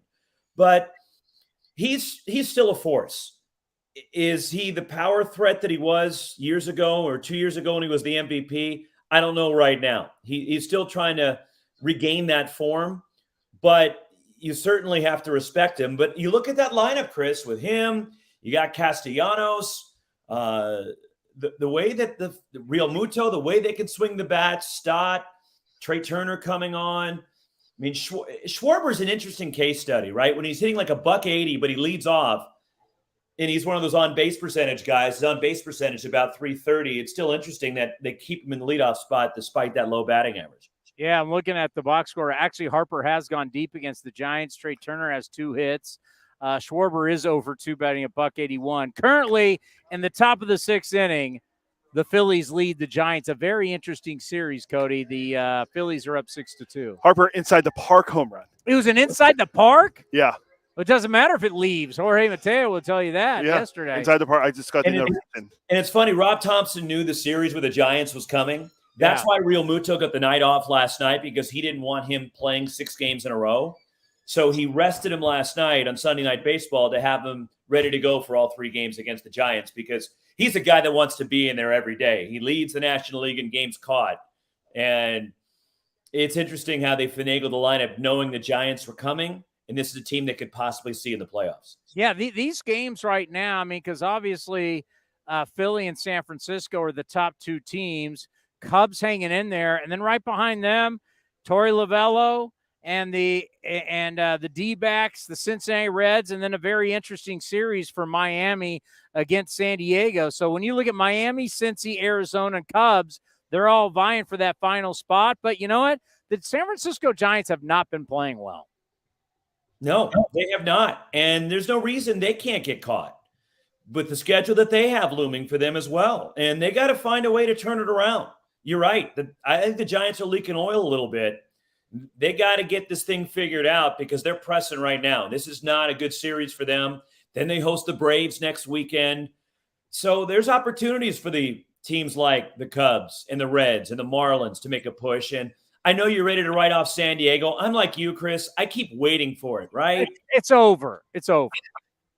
I guess at this point, you're August 21st. What was the line from Dennis Green back in the day? You are what your record says you are. Crown them. That's the Padres, right? I mean, they have Soto and Machado and, oh my gosh, and Ha-Seong Kim has been phenomenal for them, and Snell. This team shouldn't be where they're at, but unfortunately they are. They have to be the most maddening team in baseball. That was one of the greatest post-game conference. And we let them off the hook. That was Arizona against the Bears, right? Bears on Monday Night Football. Hey, listen. Padres, after losing 3 or 4 to Arizona, I mean, I can go over some. I mean, like, pitching has really saved the Padres, because when you look at hitting, like, just look at lately. You got Juan Soto's hitting a $135 with a 429 OPS last 14 games. Fernando Tatis hitting 226. It's just, Roxy, there's just times when it just doesn't work, right? You spend the money, you go for it, it just doesn't work. Whatever, I mean, they have the 10th best run differential in baseball, but it doesn't work. The parts don't fit. And even though they have all-star caliber players when you look around, but for some reason, they don't work together. And you and I, there's no bigger fans of Bob Melvin than you and I. Sad. And Bo Mel's not the problem. He's not. There are bigger issues in San Diego. And they've had some injuries too, and certainly the Tatis circus.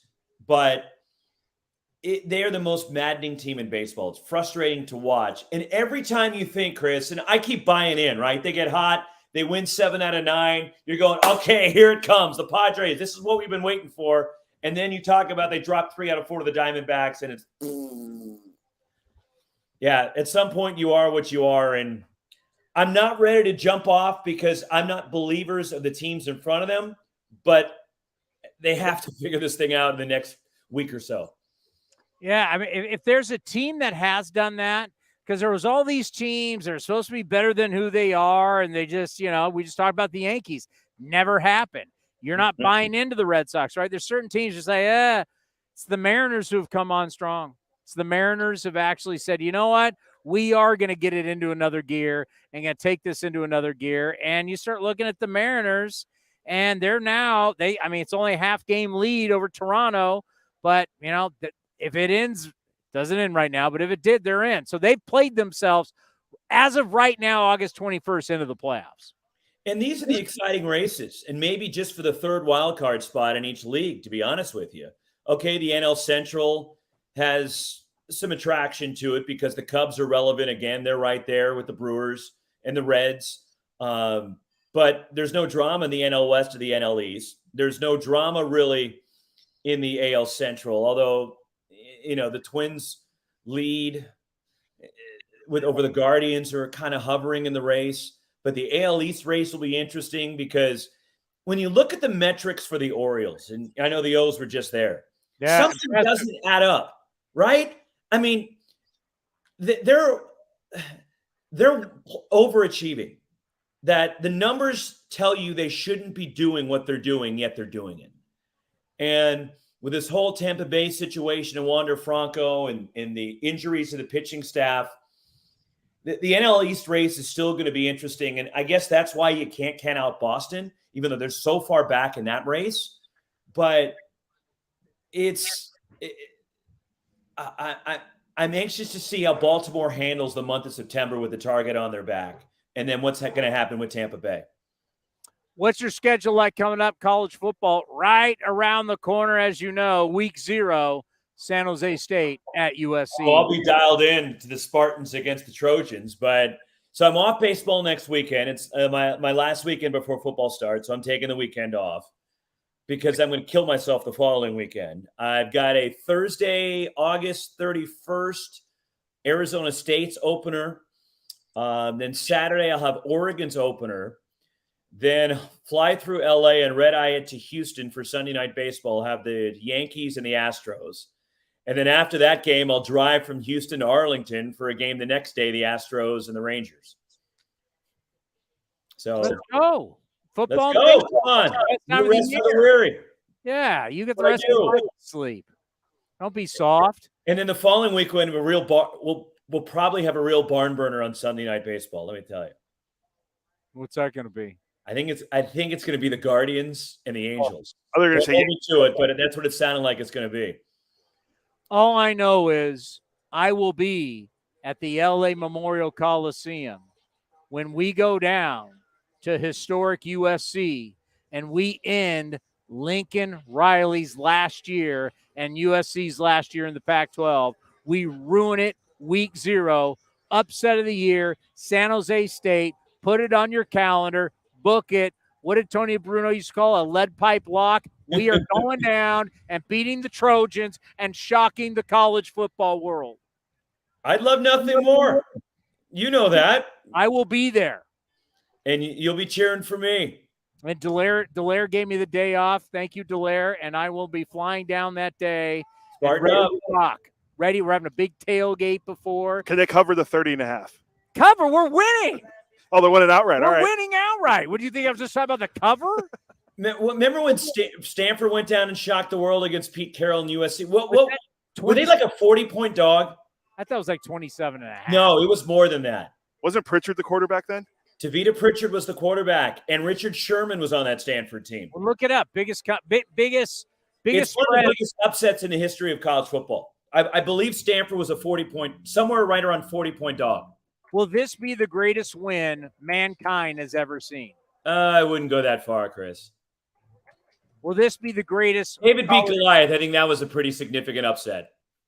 It's pretty big. 41 points our crack staff is telling me, Roxy. 41. 41. See? All right. Well, maybe it'll be the second greatest victory in the history of sports. This will be bigger than the United States beating the Russians in Olympic hockey. Do you believe the Russians won the gold medal game, Chris? The U.S. still had to win another game. I understand it, but we still think of that as the biggest game. They had to beat Finland to get the gold. No, come on. They already knew they were going to beat Finland. You had to beat the Russians. You had to beat the Russians to get there. Well, yeah, but then you had to beat Finland too because they didn't beat Finland. They weren't getting it. No one even remembers Finland who they had. Nicholas Solani ain't walking through that door, Chris. Oh, my. Don't be bringing your Anaheim Duck love onto this program. By the way, according to Bleacher Report, biggest upset in college football history was USC losing to Stanford, number 2. Appalachian State versus Michigan, 2007. What was that? Big House, yeah. I don't know if it has a spread on here. So now I'm saying this is only going to be the third. They were 27-point underdogs. Because Appalachian State, at the time, Commander Cody, they were not an FBS team. They were still in the FCS. I'm not letting you guys. This is going to be the greatest. We're going to look back and say, where were you on August 26, 2023? The day Caleb Williams my television, and your coach is going to give me. It's blow up my phone about how disloyal I am because I didn't go. Hey, Williams, a quarterback down there. My buddy says he's on every other commercial in Los Angeles. You think he's making any money? It's good when you're QB1 at USC, isn't it? I mean, that's the thing. You can't go to the NFL because if you left USC, you'd be taking a pay cut. Exactly. Just saying. All right, buddy. Not wrong. I hope all is well. We miss you here at the Collie. Things are good, man. I'm busy, but good. It's been a good run. I've seen a lot of good baseballs around the Braves last weekend. Are they any good? Yeah, that lineup, not bad. Not bad. The only thing that worries me about them is their pitching. That's the only thing that concerns me but that lineup and their defense is phenomenal. That's the other thing. But here's the thing. How many times have we seen the offensive juggernaut go in and not win the World Series? Yeah, but Fried just came back. We'll see where he's at. Soroka's now back as well. Strider's going to go 4 innings, strike everybody out, and then they got to pull him out during the playoffs. So 300. I mean, and their bullpen is a bit shaky. I don't know how I feel about Raisel Iglesias back end. So, and could this be the year that everybody thought the Dodgers are going to lay low, get under the one luxury tax? Next thing you know, the Dodgers. Here's the thing. You want to compare the Yankees and the Dodgers? Hey, you want to go up against Lance Lynn in the playoffs right now? The way he's feeling, I saw him against the Padres. And Dave, we were talking to Dave Roberts, and Dave was telling us they saw some mechanical flaws in him. And when they targeted him from the White Sox, they felt they could make some adjustments, and they clearly saw something that changed Lance Lynn because he has been dynamic since he's gotten there. But like the Braves, I have questions, especially with the Dodgers bullpen. Phillips is great, but after that, what do you got? And I don't know how much faith and trust I have in that bullpen, to be honest with you. All righty. We will talk to you soon, my friend. Keep your phone on. It's always on. You know me, Chris. Take care, Roxy. The great Roxy Birdstein, ESPN. And that is one of the arts in baseball that we don't talk about is teams' ability to look at other players and say, you know what, if we got player X and brought him here, we can make him better. We knew the Astros were really good at that. Tampa's been good at that. LA's been good at that. Kike, Jason Hayward, now Lance Lynn. They've been good at bringing other people's players in, saying, you know what, we can tweak this, tweak that. And that's where you look at the true advantages some R&D departments have over others. So you're saying it's not all Mark Pryor? Oh, wow. Speaking of another failed USC Trojan. No, but think about what because Pittsburgh is just an awful city with a bad franchise and bad everything. They took Garrett Cole in, Houston did, and they changed him. Made him the Garrett Cole he is today. He was still good in Pittsburgh, but wasn't the same. So is that they did the same thing with Verlander. True. And then the scuttlebutt is, well, we always knew Verlander was hard to deal with. He's Justin Verlander. But, got a big ego, big presence, big whatever. But I guess Verlander in New York was ripping people at the Mets going, your analytics aren't as good. Or your data, whatever, your R&D was not as good as Houston's. Yeah, and it showed him. Now he's back with Houston. But then again, Chris Bassett said we didn't have what the Mets have. Yeah, the thing with too, another team, but that does really good developing, but some more bullpen is the Orioles. The back end of their bullpen is unbelievable, and those guys are just the guys they found. Like Cano is a guy that was just thrown in the deal last year for Jorge Lopez. He's a shutdown reliever. Batista's a shutdown guy. They make relievers way better in Baltimore, and it's just teams like the Dodgers have done that for years with relievers. Now they're doing Lance Lynn and Jason Hayward. Baltimore's bullpen's been good for the past couple of years. Yeah, and all their guys are usually like Rule 5 guys or guys are on waivers. They're not like. Doesn't that make the game so exciting? Isn't that exciting to you folks? We're not selling quarterbacks. We're not selling point guards. That's not what we sell. Hey, isn't that awesome? They get Rule 5 guys to make bullpen guys. They're really good. That's what our sport is. Relievers. Cody's guys love that. That's awesome. Isn't that great? Don't you want to buy a ticket, come out and watch a bunch of guys you never heard of and don't care about and know they won't even be here in a year? Who was it? Was it Rosenthal said nameless, faceless relievers? Well, he said the race. Yeah, give me a call. Call me in the post game. You know what? I do not want to show Come here. I want people to see. See, this is the legend right here that I talk about. He calls in every once in a while. This is the guy that protects the other team, and the other team tells him everything. He knows how everybody feels about everything. This is a guy that went up to Seattle as a trader and wore Angel gear because he's buddies with Mike Scioscia. That's the kind of trader this A's fan is. And of course, you got free tickets and field passes. And he probably bought you dinner, too. And he did. All I do is wear an Angel hat. Oh, God. Good to see you. Call me in the post-game show. It's Ray. He's been the security guard. He's Not the guy to be confused with our good friend Roy, who's always around. Well, I don't have my badge. I'd be in trouble if Roy's around. We're up Nameless face. Well, he called the Rays that. The Rays, yeah. Rays Bunch of nameless, faceless relievers. That's kind of sad what our game has become, but it is what it is. But, yeah, that's the thing. How good are you at finding how good are you at looking at other people's players and saying, okay, we could tweak this and make this guy good, but the guy also has to buy in, right? He also has to realize when I trade for you, we think you could be better. We're going to give you that information, but you got to buy into it also, which is always not easy to do. But that's kind of the name of the game in a lot of ways when you're acquiring players. I'm acquiring a player just not for what you are. I'm acquiring you for what I think I can help you become. Yeah, or turn you back into. And there's been guys that the A's have done that with. I mean, Rich Hill wasn't a big name when they brought him in. He was great. They flipped him. Scott Kazmir. Blake Trinan. Scott Kazmir became an all-star.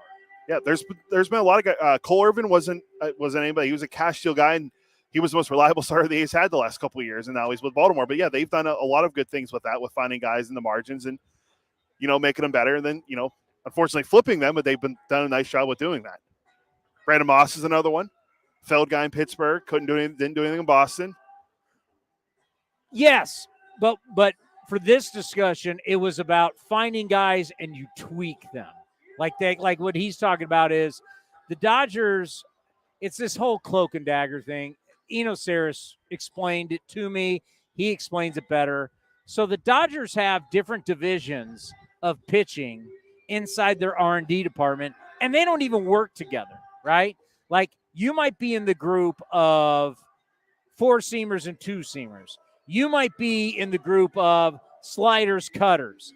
And the fastball guys don't share what they do with the cutter guys. They're all kind of like independent contractors.